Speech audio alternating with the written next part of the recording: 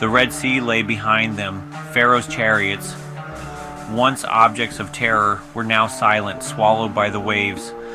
The Israelites, newly liberated from slavery, were free. They were a people on a journey, led by Moses, guided by God. Hope filled their hearts, mingled with the awe of the miraculous deliverance they had witnessed. Their path led them through a desolate wilderness. The land was harsh, unforgiving. The sun beat down relentlessly.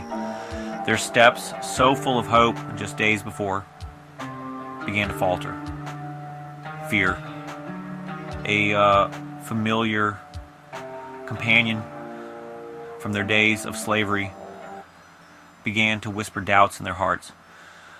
The first test of their newfound faith came quickly. The pangs of thirst gnawed at their bellies. Their cries of despair reached Moses' ears. He understood their fear. He too had felt the sting of doubt, but he knew this God was faithful. Moses cried out to God, pouring out the people's fear in his own, and God, in his mercy, answered. He directed Moses to a piece of wood. Moses cast the wood into the bitter waters of Marah, and there, before their astonished eyes, a miracle unfolded. The bitterness vanished. The water, once undrinkable, became sweet, refreshing. The people, their thirst quenched, looked on in amazement.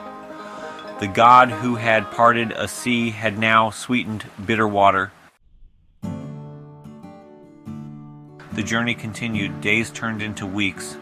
The terrain remained harsh, unforgiving. The memory of Marah, of God's provision, began to fade. Once again, fear tightened its grip. Their meager supplies were gone. Hunger, gnawing and relentless, became their new enemy. They grumbled, their words heavy with despair and accusation. Why did you bring us out of Egypt? Was it to starve us to death in this wilderness? Their grumbling reached God's ears. He heard their cries, not as accusations, but as expressions of their fear and desperation. And so God, in his boundless compassion, promised to provide for them. He would rain down bread from heaven. Manna, he called it. Section 4. The Sabbath Rest. A day set apart. The arrival of manna each morning was a marvel. Small white flakes, like coriander seed, covered the ground. The people gathered it, marveling at its sweetness. But God's provision went beyond the physical. He also provided for their spiritual needs. He gave them the Sabbath, a day of rest, a gift unlike any other. 6 days a week they were to gather manna, but on the sixth day they were to gather double. For on the seventh day, the Sabbath, there would be no manna.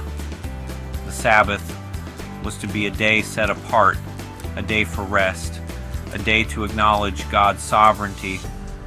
It was a day to cease from their labors, to reflect on God's goodness, and to draw strength for the week ahead.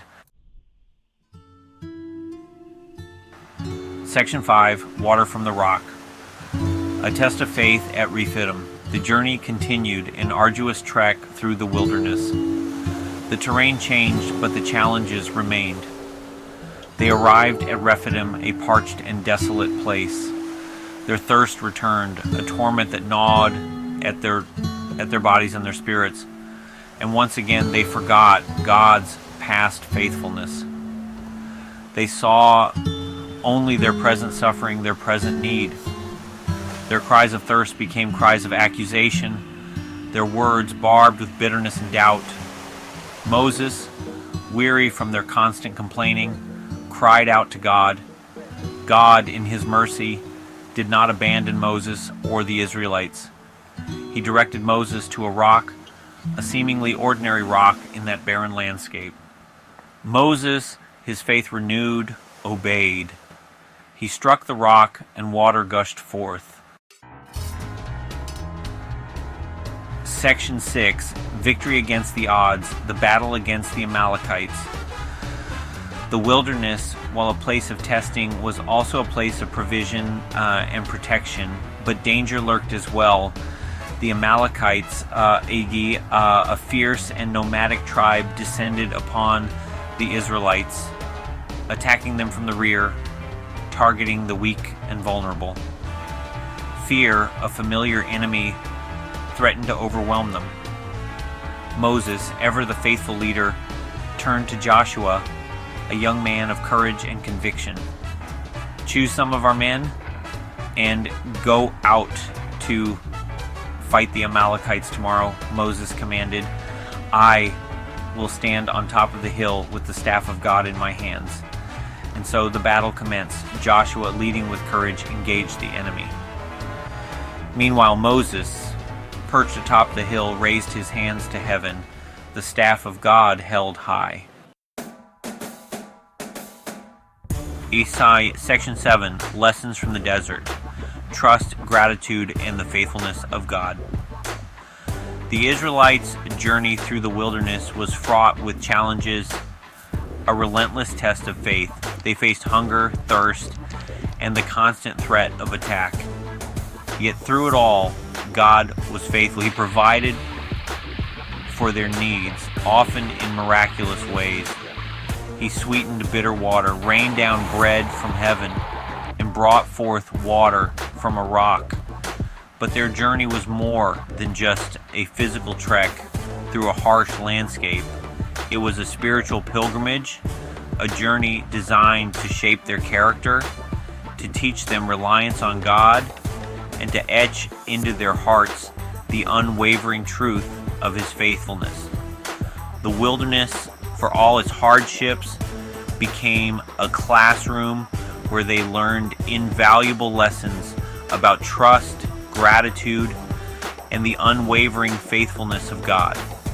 They learned that God is big enough to handle their complaints, their doubts, and their fears.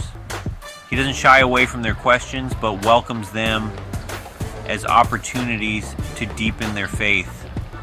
The wilderness journey taught them that obedience is not about blind adherence to rules, but about trusting in the one who gives them,